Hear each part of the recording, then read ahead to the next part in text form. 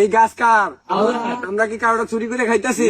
রাতের আধারে বাগানে ঢুকে লিচু চুরি করছে কয়েকজন যুবক, আর সে সময় তারা দিচ্ছে অভিনব স্লোগান, গাছপালা, নদীনালা, মানুষ সবই আল্লাহর সৃষ্টি। আমরা কি কারোটা চুরি কইরা খাইতাছি? না, আমরা খাচ্ছি আল্লাহরটাই। এই অদ্ভুত ব্যাখ্যায় তারা হাসতে হাসতে চালিয়ে যাচ্ছে তাদের কর্মকাণ্ড।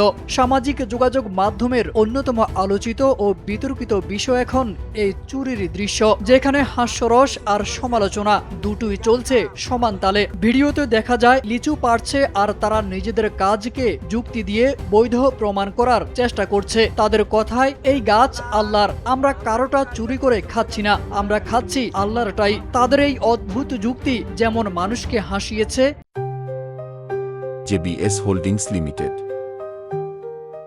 তেমনি অবাকও করেছে অনেককে। নেটিজেনদের প্রতিক্রিয়াও ছিল মিশ্র। কেউ এটিকে নিছক মজার ভিডিও হিসেবে দেখছেন, আবার কেউ বিষয়টিকে সিরিয়াস ভাবে নিয়ে ব্যক্তিগত সম্পত্তি ও চুরির মতো অনৈতিক কাজকে ধর্মের দোহাই দিয়ে আড়াল করার প্রবণতার সমালোচনা করছেন। এই গাছ কার? আমরা কি কারোটা চুরি করে খাইতেছি? কারটা খাইতেছি?